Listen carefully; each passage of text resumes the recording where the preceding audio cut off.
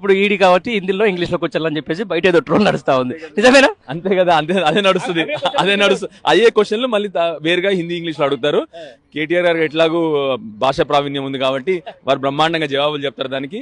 So 100కు 100% దాంట్లో ఏమీ లేదని, అవినీతి లేదని చెప్పేసి వాళ్ళ కేబినెట్ మంత్రులు చెప్పారు కదా, మనం చెప్పడం ఏంది? పొన్నంరావు గారు చెప్పారు దానిలో ఏమి అవినీతి లేదు, కేవలం ప్రొసీజర్ ల్యాబ్స్ గురించి మాట్లాడుతున్నాం అని చెప్పేసి తప్ప. సో 100కు 100% ఆ కేసులో ఏమీ సత్తా లేదని చెప్పి అందరి ప్రజలకు కూడా అర్థమవుతా ఉంది.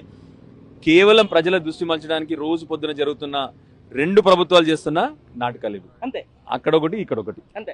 అక్కడేమో రాజ్యాంగం పట్టుకోనేమో ఇక్కడ ఆదాని ఆ కథ ఈ కథ అని చెప్పేసి అక్కడ పెద్దమని చెప్తా ఉంటాడు. మరి ఇక్కడికి వచ్చేవరకు ములాఖత్ ఏందన్నా అసలు? మీరు చూస్తా ఉన్నారు కదా, కేవలం ఒకే ఒక రాష్ట్రంలో, తెలంగాణ రాష్ట్రంలో కాంగ్రెస్ బీజేపీ కలిసి, ఇద్దరు కలిసి అందరు ఎంపీలు, బీజేపీ ఎంపీలేమో రేవంత్ రెడ్డి గారు బ్రహ్మాండంగా పనిచేస్తున్నారు, వాళ్ళు పొగుడతారు, ఆయనేమో వాళ్ళని పొగుడతాడు.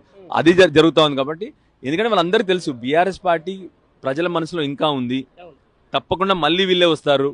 సో భయపడిపోయి వాళ్ళిద్దరు కలిసి చేస్తున్న తతంగం ఇది, ఇద్దరు కలిసి చేస్తున్న నాటకాలు ఇది. తప్పకుండా ప్రజలు వాళ్ళిద్దరు కూడా బుద్ధి చెప్తారు.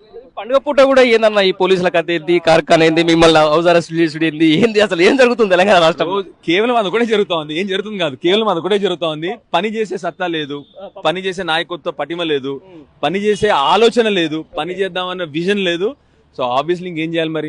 ప్రజల దృష్టి మర్చాలి. రోజు పొద్దున్న లేస్తే ఇవే కేసులు పెట్టాలి, ప్రజల్ని తప్పుదారి పట్టియాలి, కార్యకర్తలను తప్పుదారి పట్టాలి. కానీ క్లియర్గా మా నాయకుడు కేసీఆర్ గారు, కేటీఆర్ గారు కూడా క్లియర్గా చెప్తా ఉన్నారు, ఎన్ని కేసులు వేసినా మీరు మాత్రం డిస్ట్రాక్ట్ కావద్దు అని కార్యకర్తలు చెప్తా ఉన్నారు.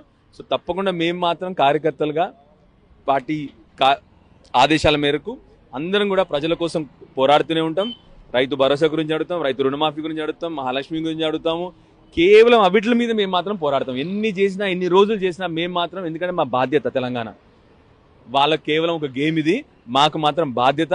తెలంగాణ తీసుకొచ్చిన పార్టీగా, మా కేసీఆర్ గారు తెలంగాణ బాపుగా, వారి ఆదేశాల మేరకు మేమందరం కూడా ఈ తెలంగాణ ప్రజల పక్షాన పోరాడుతూ. ఇప్పుడు ఈడీ కాబట్టి హిందీలో ఇంగ్లీష్ లోకి వచ్చాలని చెప్పేసి బయట ఏదో ట్రోల్ నడుస్తా ఉంది, నిజమేనా? అంతే కదా, అదే నడుస్తుంది. అయ్యే క్వశ్చన్లు మళ్ళీ వేరుగా హిందీ ఇంగ్లీష్ లో అడుగుతారు. కేటీఆర్ గారు ఎట్లాగూ భాషా ప్రావీణ్యం ఉంది కాబట్టి వారు బ్రహ్మాండంగా జవాబులు చెప్తారు దానికి.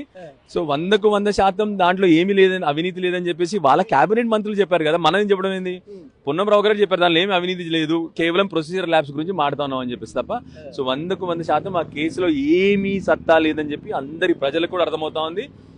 కేవలం ప్రజల దృష్టి మలచడానికి రోజు పొద్దున జరుగుతున్న 2 ప్రభుత్వాలు చేస్తున్న నాటకాలు ఇవి. అంతే, అక్కడ ఒకటి ఇక్కడ ఒకటి. అంతే.